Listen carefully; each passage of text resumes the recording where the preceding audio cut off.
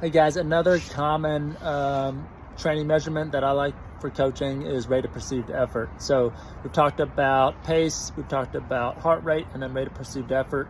And to me, the rate of perceived effort is kind of an in-between of pace and heart rate. So let's break it down a little bit. You have numbers of 1 through 10 that you're gonna have like this matrix, I don't know, or you're gonna have a list of like, okay, each number means something different, and that's kind of gonna give you a way to judge in that moment what a level 8 feels like. And typically I like to do it based off of conversation. So can I hold a conversation for a minute? Is it comfortable?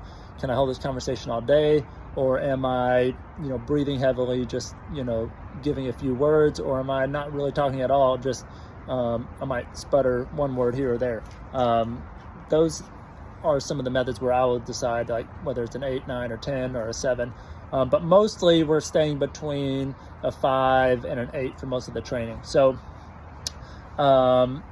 rate of perceived effort also, heart rate, it's basically based off of heart rate, because your heart rate's going to dictate how you feel most of the time when you're working out. So, but you're just not going to wear a chest strap, and you're not going to be looking at the numbers. It's going to be a little bit more of a feely thing. You're going to see, okay, how am I feeling today? Does this effort feel like I can hold it for X amount of time? Where on the spectrum is it? Does it feel like an 8? And so then you can adjust. And that will be, that will reflect your heart rate. But you just won't have to be staring at those numbers. I like it for that, and it also puts a little bit more on the athlete, on you to kind of dial in what effort can I sustain, how does it feel, you get used to it, and then you prepare to dial that in for race day as well. So like heart rate though, it's not as widely used because it's not as sexy, it's not as exciting to talk about. No one's gonna really care if you tell them you ran at a level 8 for 45 minutes, but someone looks on Strava and they say, oh, you ran this pace or that pace for 10 miles or a half marathon. More people relate to it and use that. So I think there's also, like heart rate, it'll help with overtraining, and there's less comparison. I think typically we're comparing to our past, to what we've done in the past, our races in the past, our workouts, and I think that's where we tend to struggle as we have been training longer, because not everybody's going to always improve their whole life. Ideally you're using your training as a tool, and it helps give you purpose, it helps give a little bit of value and direction in your life. So but if you're always focused on improving your pace, then you're going to find yourself being frustrated, because at some point you're probably not going to be running faster, and especially in different, shorter races.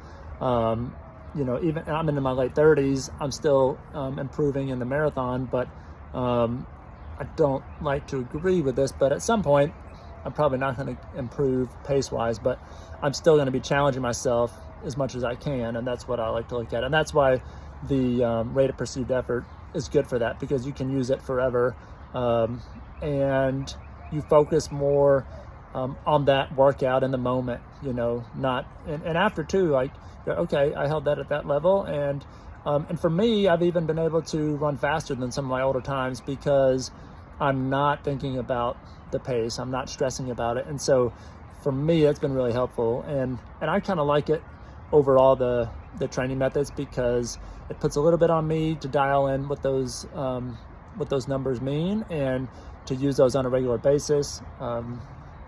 And I am going to compare, so it helps me just zone in on that workout. So remember, you got pace, you got heart rate, and you have rate of perceived effort. Those are some of the common 3. There's no right or wrong here, but go through each one and decide what works best for you. And I'm happy to holler if you have any questions.